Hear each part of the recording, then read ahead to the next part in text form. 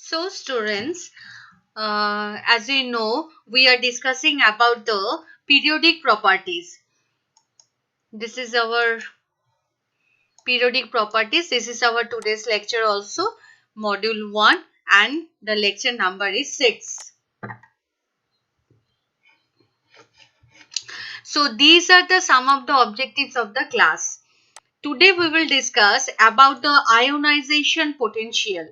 What is ionization potential? We can define, and also we will see what is the trend of ionization potential along the groups and along the periods.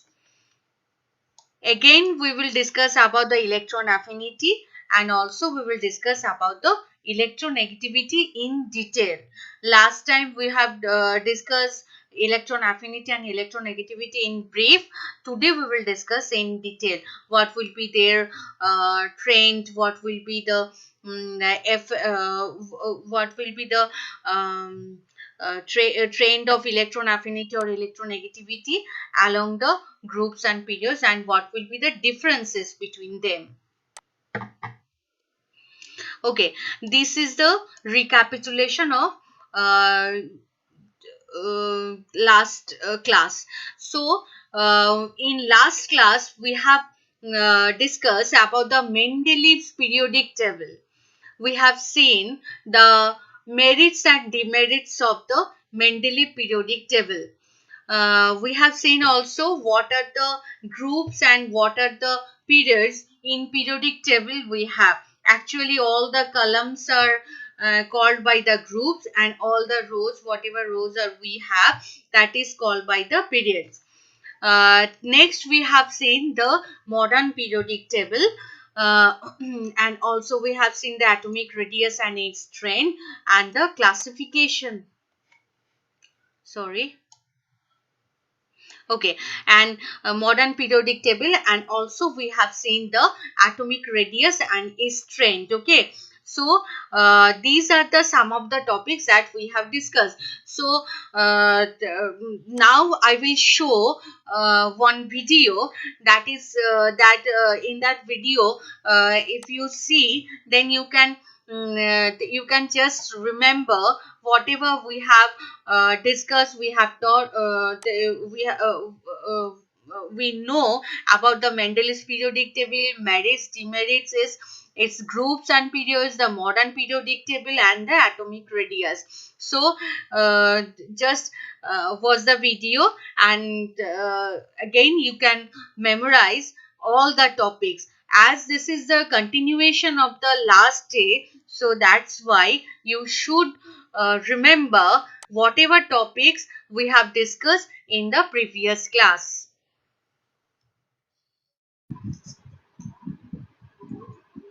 So after the Newland's failure, then Mendeleev's Russian chemist, so he has discovered one periodic table. He experimented that the elements, and he discovered that the relationship between the atomic masses and the physical and chemical properties of elements. And after that, he discovered that the fundamental property is related with the atomic mass. So he has arranged all the elements according to their atomic masses, where 63 elements are known as Mendeleev's periodic table. So according to Mendeleev's law, the physical and chemical properties of elements are a periodic function of their atomic masses. So in this periodic table, whatever rows we have that are called by the periods, and total we have 7 rows, 7 periods, and whatever columns are we have, that is groups, and we have total 8 groups. So Mendeleev kept some spaces blank. So these are the yet to be discovered, and he has named that as the Aka boron, Aka aluminium, and Aka silica. he has also predicted their properties, and after that, while the inert gases discovered, they put the separate into the separate column without disturbing the Mendeleev's periodic table. But also we have some of the demerits. What are the demerits? That is the hydrogen, place of the hydrogen, as hydrogen has the similarities with the alkali metals as well as the halogens. Again, for cobalt and nickel, also there will be some of the irrelevant things like cobalt. The atomic mass is 58.93, but the nickel, that is 58.71. But still, nickel is after the cobalt. Again, in the halogen group, here some of the elements are there for which the properties are totally different, like manganese is a totally different, having the different property. So these are the some of the demerits which need improvement. Now, 1930, Henry Moseley discovered that the fundamental property is related with the atomic number, not the atomic masses. So he arranged all the elements according to their atomic number. So modern periodic law, according to this law, the chemical and physical properties of elements are a periodic function of their atomic number, not the atomic masses. The periodic table based on modern periodic law is called by modern periodic table. So here all the elements are arranged according to their atomic number. So this is the total revision of the previous class, students, and now we will move to the next class.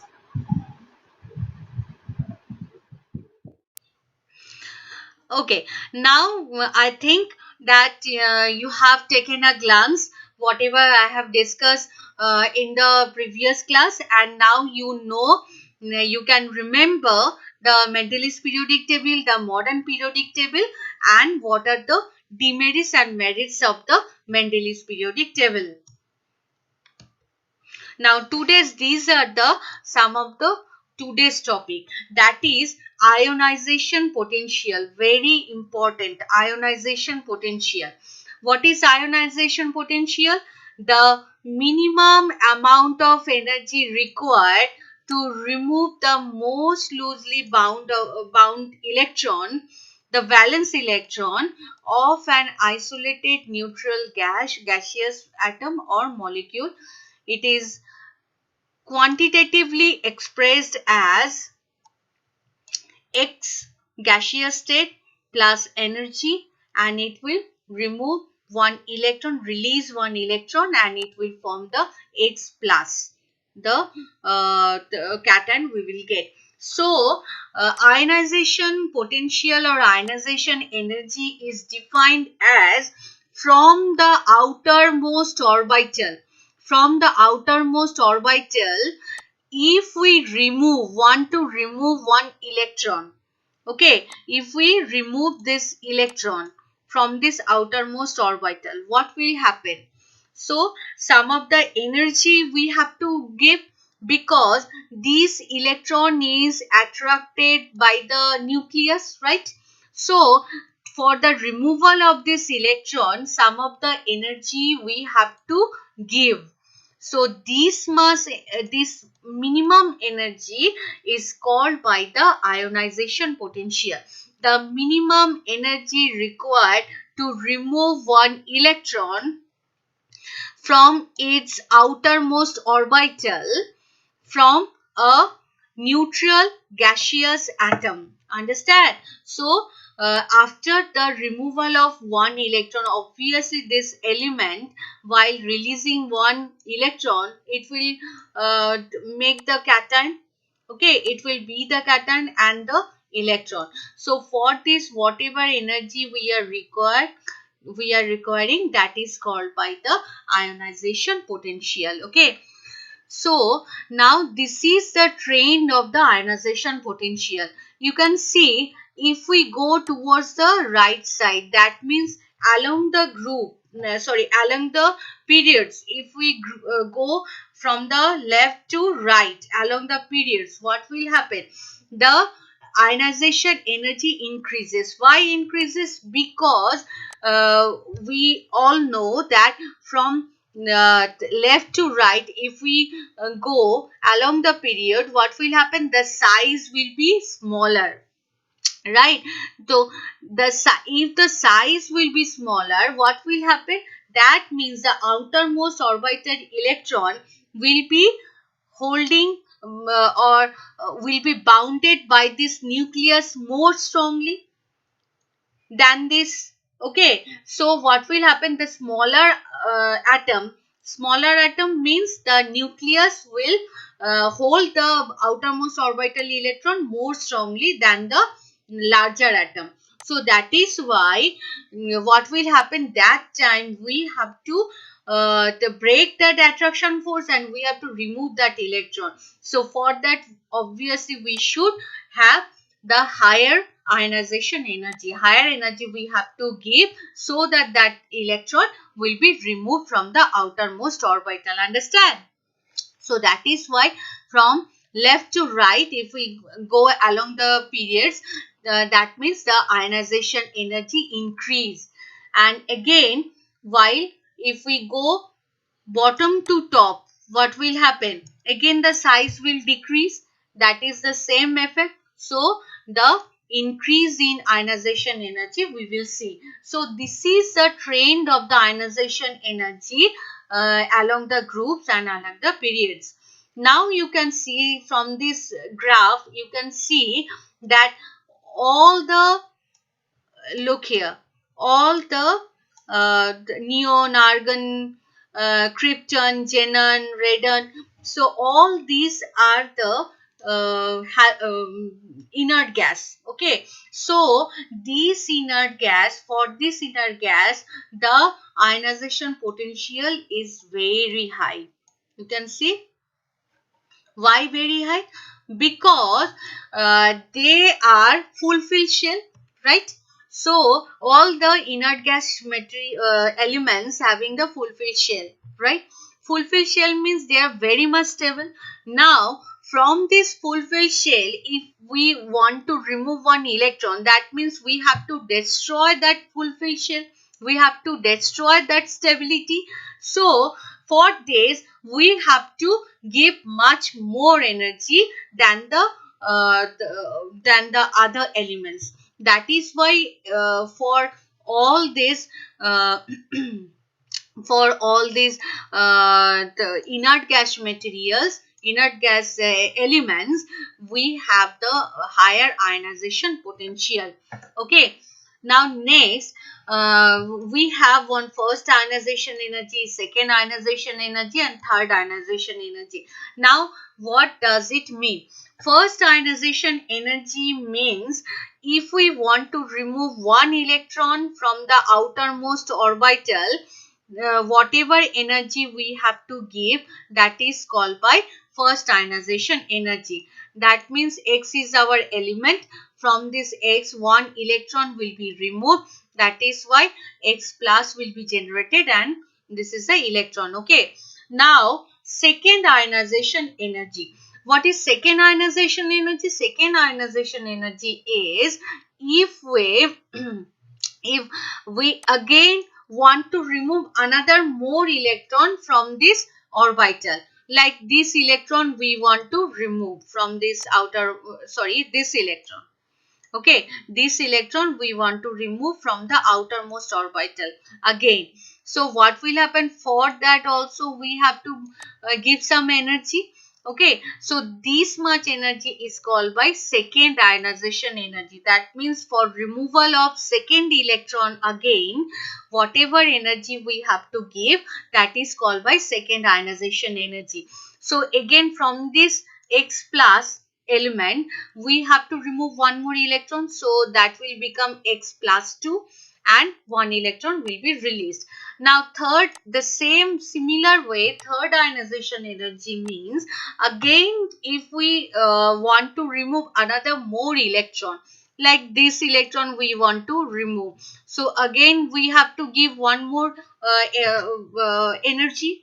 So that energy is called by third ionization energy. That means already X plus 2 has been produced. So from this X plus 2 again we want to remove one electron and it will become X plus 3. Okay, so these are the definition of first ionization energy, second ionization energy and third ionization energy. Now, can anyone say what will be the order of first ionization energy, second ionization energy and third ionization energy? For which case we will require the higher amount of energy? Can anyone tell? Yes, this is the answer. The order is obviously first ionization energy is less than second ionization energy is less than third ionization energy. Why? Why? Because look, if we have this material, this is phosphorus, right? So from the outer orbital, we have removed one electron. Okay, now what is the count of the electron? If one electron will be removed from the outer orbital, that means the 14 electron will be there. Okay, so this is the first ionization energy. Now, again, I want to remove another more electron. So, for this case, what will happen? The 14 electron from this, if one electron will be removed, then the number of electron will be less. That means the now previously 15 electron is bounded by the nucleus. Now, after removal of one electron, now 14 electron is bound by the nucleus. So that means these 14 electron will experience the attraction force more than the previous case, right? Okay, now after again this electron I want to remove. So after removal of the second electron, then 13 electron remaining. So this 13 electron then again will be bounded by the nucleus more strongly, because the number of electrons are decreasing. That is why the first ionization energy is less than the second ionization energy than the third ionization energy. That means for third electron, for the removal of the third electron, we have to apply more energy, because that time the electron will be bounded by the nucleus very strongly. That is why the third ionization energy will be high. Okay, understand? And obviously there will be some of the exceptional cases that also we will discuss. Okay, now one question I have given you. How would you explain the fact that the first ionization enthalpy or energy of sodium is lower than that of the magnesium, but its second ionization enthalpy is higher than that of the magnesium? How can you uh, explain this? Okay, whatever I have discussed, based on that you can explain this. So for this you have 10-second time. Now your time starts now.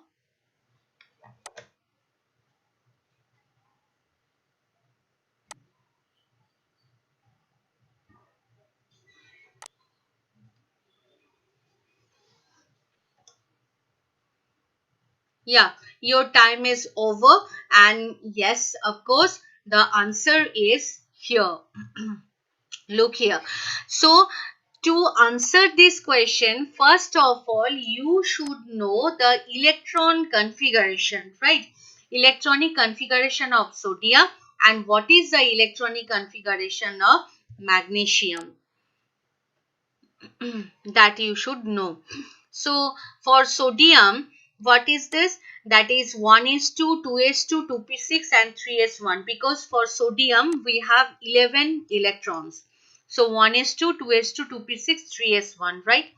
For magnesium, 12 electrons as this is. So that means 1s2, 2s2, 2p6 and 3s2. So magnesium is having the fulfilled shell. The s orbitals or 3s orbital is having the 2 electron. That means fulfilled shell, right? Now what will happen? Look, so if we want to remove this electron from the sodium, after removing this electron, what will happen? Then sodium will get the fulfilled shell 1s to 2s to 2p6, right? Yes. And so this is your first ionization energy. For magnesium, what will happen? Already magnesium is fulfilled, right? So after that, 3s2. For the magnesium, we have the 3s2. So s orbital is already fulfilled. So from this, one electron removal is very difficult. So that is why the first ionization energy of magnesium will be higher than the sodium. Now what will happen? Look, for the sodium, the second ionization energy, what about the second ionization energy? That means from this fulfilled shell, if we want to remove one electron, the fulfilled shell will be destroyed. That means stability will be really decreased. That is why for the second ionization energy of the sodium will be very high. Okay. And for magnesium, what will happen? After this removal of this, we have 3s1, right? 3s1. Now again, for the second ionization energy, again we want to remove this electron.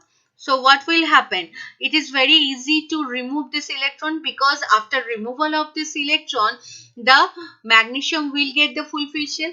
That is why second ionization energy will be high for the sodium and it will be low for the magnesium. So this is a whole explanation of the question. So first of all, you have to write down the electronic configuration, and after that you can explain.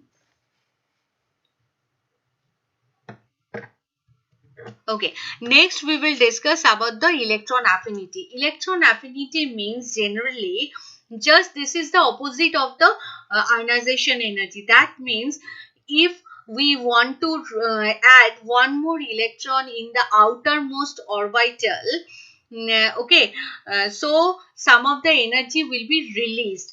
That minimum energy release, that is called by electron affinity. The energy released when an electron is added to a gaseous atom which is in its ground state to form a gaseous negative ion is defined as the electron affinity.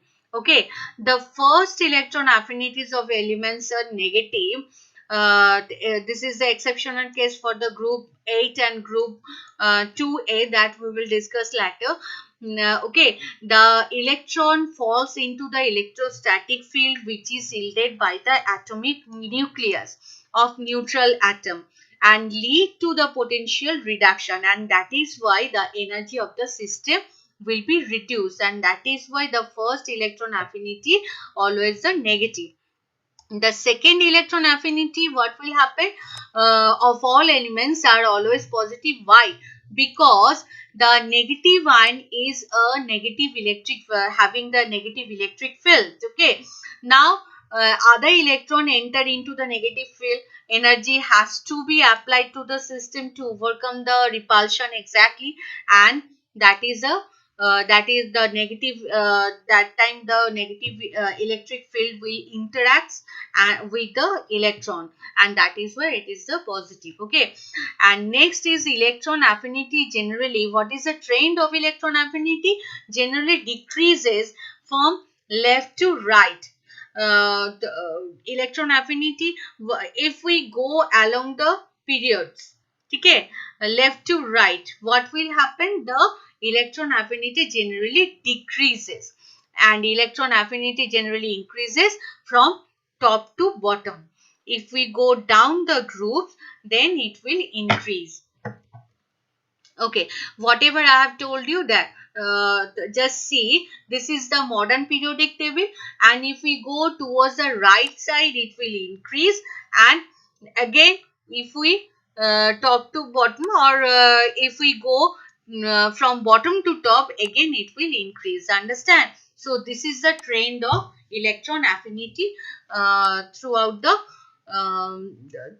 throughout the whole periodic table. Now you here, this is a graph where you can see this is a graph of atomic number versus electron affinity. Okay, so you can see fluorine, chlorine, here bromine, iodine, all the halogens are there. The electron affinity is higher, okay, for all the halogens we have. So this is one of the special features. Okay, now next topic is electronegativity. What is electronegativity? Generally, electronegativity is defined as a chi. Okay, and this is generally ability, or this is the capability, the property or tendency. This is a tendency to pull the bonded electron towards itself. That is called by electronegativity. Now you can see in the picture, that is a H2O molecules. Okay, this is oxygen, and this are the hydrogen. So above the hydrogen we have the delta plus, because here in between hydrogen and oxygen, oxygen is the most electronegative atom. That is why what will happen, the oxygen will pull the electrons, bonded electrons, towards itself. So the all the covalent bonded electrons will to some extent will go towards the oxygen atom, and that is why oxygen will be partially negatively charged and hydrogen will be partially positively charged. Okay.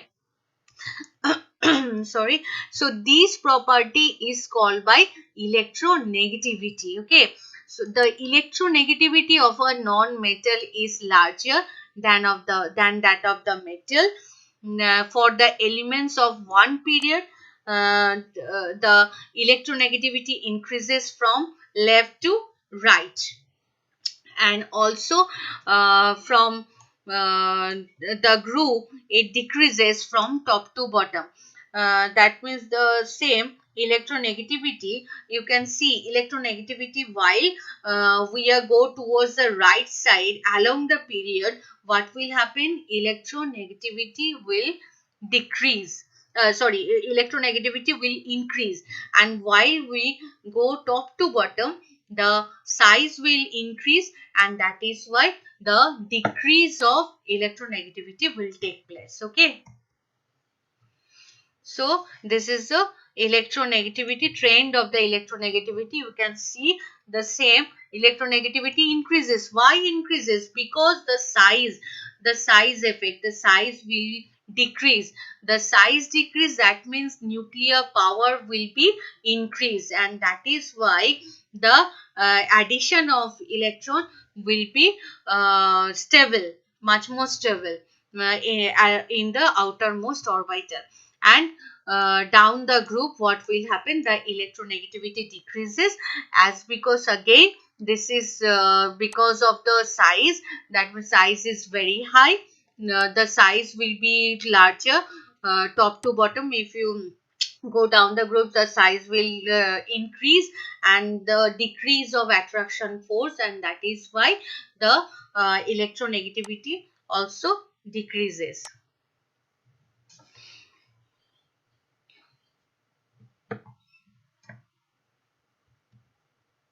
Okay, now next question is, give one example of metalloids, alkali metals and halogens. So this is the question based on the previous class. Okay, so already you know about the Mendeleev's periodic table, you know about the modern periodic table, you know about the rows and what are the rows, what are the periods. Now you have to answer this question. So this is just a quick review. Whatever you have understood, I can uh, get that you have actually understood all the things or not. Then according to that, I will repeat the chapter. Then give one example of metalloids, alkali metals and halogens. And for that you have the 10-second time. Now your time starts now.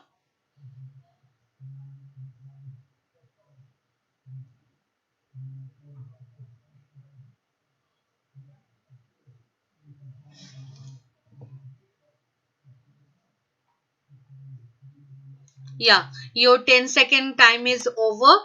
Now absolutely right you are.